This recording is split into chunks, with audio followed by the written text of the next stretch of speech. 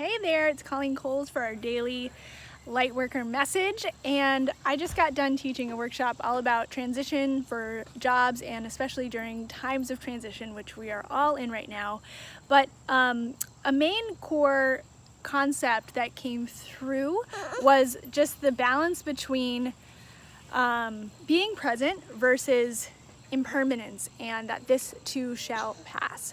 So when I started really deciding to be present in my life, I remember I was reading Power of Now, and almost started to become so present that I was like, oh, this is just the way things are.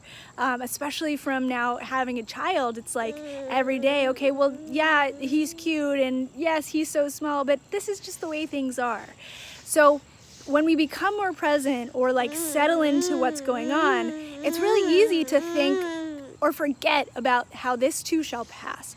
So where that can almost become a fault is when things get scary, or even when things are so happy that we almost don't like appreciate it for what it is. So let me bring this down into reality here with an example. So for example, when I got married was really when I started getting into the power of no, presence, all of that type of thing in 2016. And I remember the day of my wedding, I was upstairs in this really cool barn house getting ready with my bridesmaids and the awesome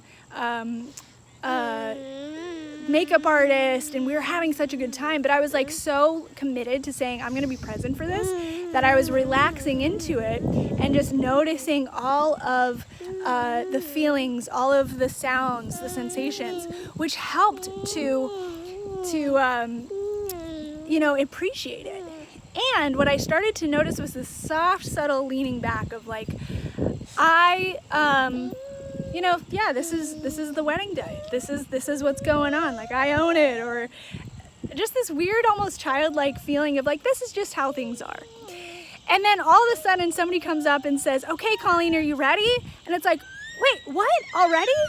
It was like, it broke me out of this reverie. And then one thing after the next happened, to the point where all of a sudden my wedding was done. It went by so fast, and I'm sure, a lot of us can relate to that if you've been in a wedding or something else really important passes by.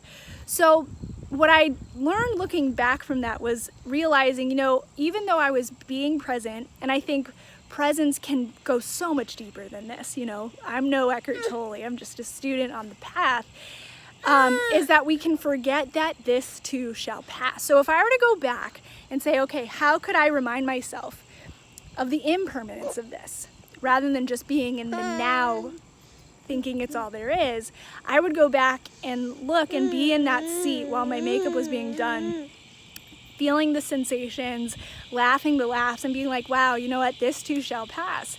This is a special day. And it brings me back, or my mindset, to another Buddhist concept, which is around seeing the glass is already broken. And this was something I learned from Don't Sweat the Small Stuff, and It's All Small Stuff, great book.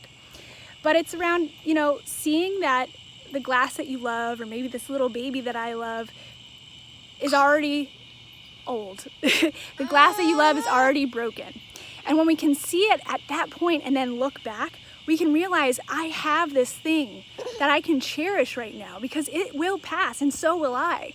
And it brings back this appreciation and this realization of almost fortitude of really being in reality around like, this isn't gonna last forever, and I can appreciate it now.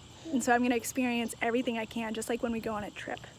So I want to share that if at all that helps, if you're on the path like me of learning more spiritually how to live a life and be present, but also if things are scary or things are super jubilant, to remember this too shall pass. And I think that balance in between it can really help us live a better life. So let me know in the comments how this lands for you, how you can take this with you, and I'll talk to you soon.